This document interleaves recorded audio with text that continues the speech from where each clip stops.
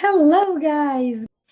Hoje nós vamos analisar tirinhas, porque ali tem muito vocabulário do dia a dia, linguagem informal, como os nativos costumam falar na vida cotidiana, vocabulário da nossa vida e também questões de pronúncia que nós vamos trabalhar aqui. Monica's Gang. Aqui nós temos os principais personagens da Turma da Mônica, que em inglês a Mônica não tem acento, é Mônica. Mônica. O Cebolinha é Jimmy Five. Jimmy Five. O Cascão, Smudge. Smudge. E a Magali, em inglês, se chama Maggie. Maggie, Smudge, Mônica, Jimmy Five. Five, 5, por causa dos 5 fios de cabelo que ele tem. Vamos analisar nossa primeira tirinha. Vou fazer a leitura e depois nós fazemos uma análise de cada frase, cada estrutura que tem aqui. Essa tirinha é da revistinha 47, Monica's Gang 47. Hey, how awesome! I'm gonna make a wish. Hey, how awesome! I'm gonna make a wish. Ou nós podemos dizer I'm going to make a wish. I'm going to make a wish. E aqui nós temos wishing well. Wishing well. I want Jimmy Five to stop it with his infallible plans.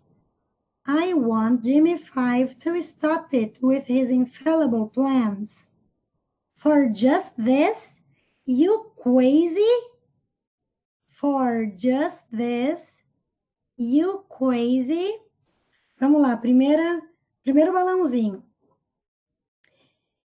Hey, how awesome! Hey, o H em inglês tem esse som aspirado. Hey, how awesome! Ei, que incrível! Awesome significa incrível, impressionante, maravilhoso. Então, que incrível, que impressionante. Quando ela encontrou o quê? Um poço dos desejos. Wishing well é uma fonte dos desejos, um poço dos desejos. Vejam que how literalmente significa como. Por exemplo, how are you? Como vai você? Como você está? How old are you?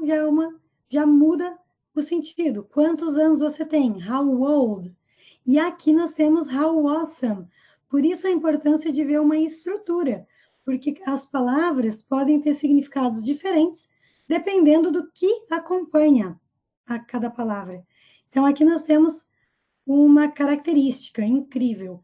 Quando nós colocamos o how junto com uma característica, ele significa para nós que incrível, how awesome.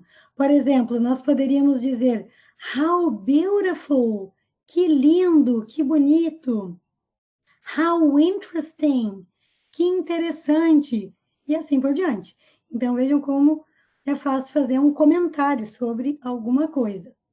E aqui no Poço dos Desejos, vejam que nós temos a palavra well, que muitas vezes nós vemos com o sentido de bem. Well, bem. Mas agora vocês já sabem que também significa um poço, uma fonte. E se escreve exatamente do mesmo jeito, se fala igual. Wishing aqui significa dos desejos.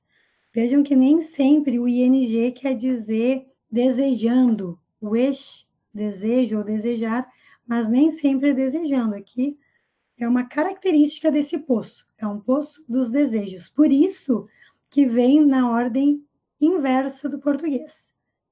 Porque em inglês, tudo que caracteriza, dá uma qualidade, tem que vir antes do que ele qualifica.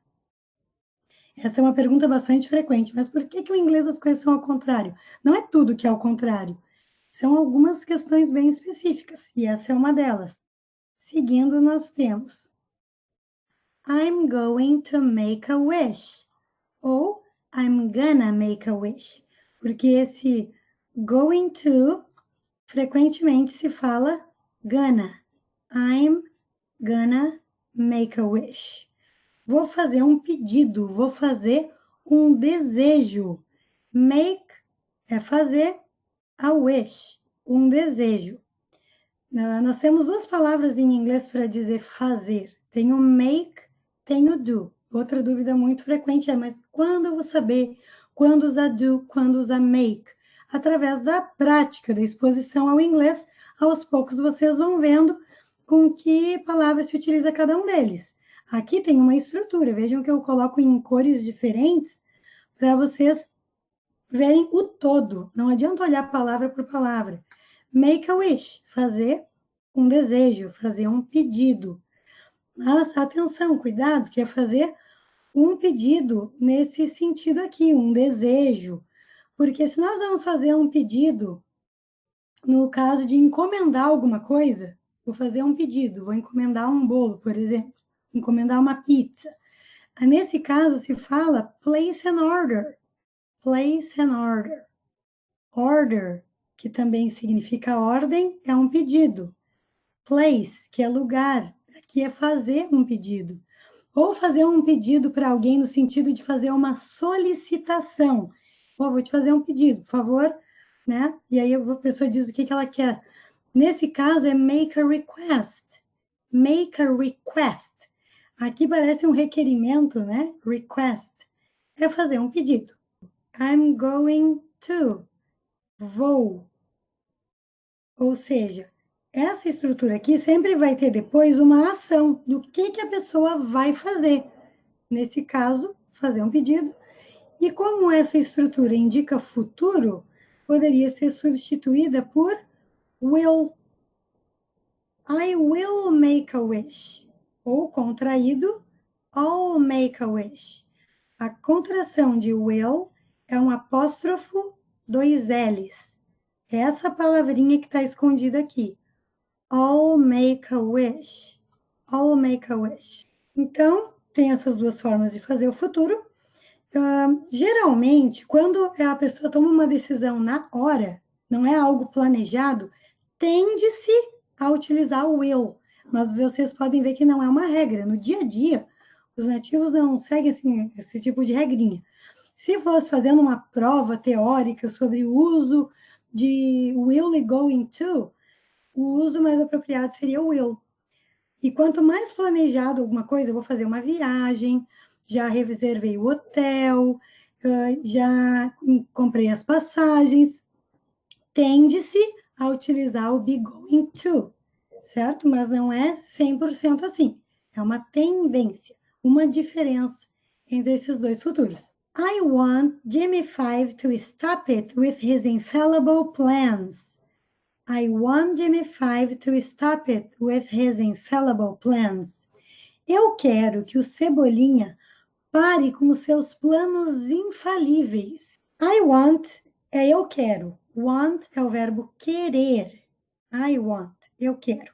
Aqui a gente tem uma estrutura. Por isso que esse to aqui tá em azul, ó, porque ele faz parte, ele pertence aqui ao verbo querer. I want. Quando depois do verbo querer nós temos uma ação, um verbo, né? Nós temos esse to antes. Aqui tem uma pessoa, porque você quer que alguém faça algo, você quer que outra pessoa faça alguma coisa. Então, a estrutura é I want someone to do something. Eu quero que alguém faça algo. Então, é só substituir. Aqui onde diz Jimmy Five, Cebolinha, só para enfatizar que Jimmy Five não significa Cebolinha. Foi o nome que cada país escolheu para dar para o personagem, porque Jimmy é um nome próprio. Five é 5, é o número 5, por causa dos 5 fios de cabelo. Já no Brasil, se preferiu dar o nome Cebolinha, porque se associou, né, com a cebolinha, a semelhança, mas é uma questão cultural. Em outro país, talvez isso não fizesse muito sentido, não ia ficar muito claro. Não ia ficar muito nada a ver, de acordo com a visão deles, ok? Então, um exemplo. I want my students to study every day. I want my students to study English every day. Eu quero que os meus alunos estudem todos os dias. Ou eu quero que meus alunos estudem inglês todos os dias. Aqui, no lugar de someone, em vez de Jimmy 5, eu substituí por my students. Meus alunos. Eu quero que os meus alunos.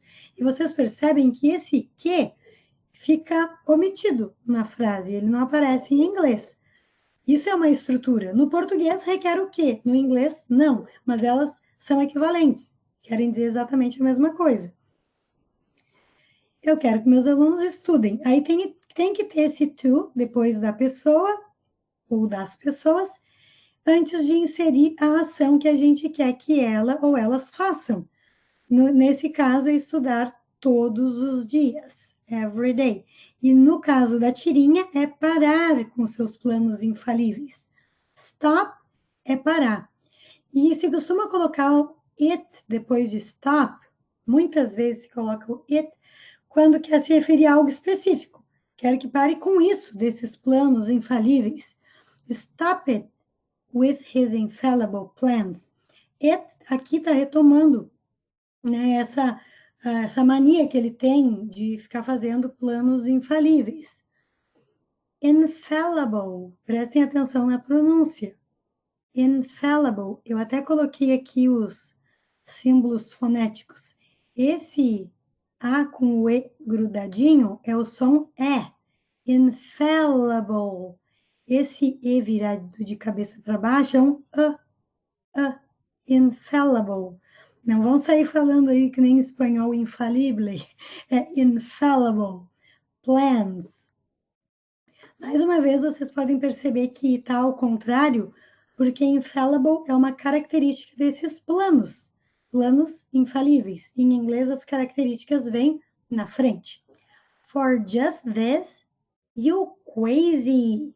Aqui ele tem um problema na fala também em inglês, que ele não pronuncia o R, ele fala um W, né, que tem um somzinho de U no inglês. Então, you crazy, na verdade, quer dizer crazy. You crazy, você tá louca? Então, para aparecer esse problema de fala dele no português, eu botei um biluta. Por apenas isso, você está biluta? Você está maluca, você está louca, você está biruta? Com essa palavra aqui que contém R, a gente consegue ver o problema na fala dele. Crazy é sinônimo de mad, ou seja, essas duas palavras significam louco, maluco, mas a diferença entre elas é que mad, além de louco e maluco, também significa irritado. Quando a pessoa está irritada, se costuma dizer mad. E aqui nós conseguimos perceber também uma marca da informalidade da fala, em que ele suprimiu o verbo to be. You crazy, você louca, seria are you crazy? Are you crazy? Você está louca? Em inglês, as perguntas com o verbo ser ou estar vêm aqui no início, na frente da pessoa, da frase ou da pergunta. Are you crazy? Está você louca? Significa, você tá louca?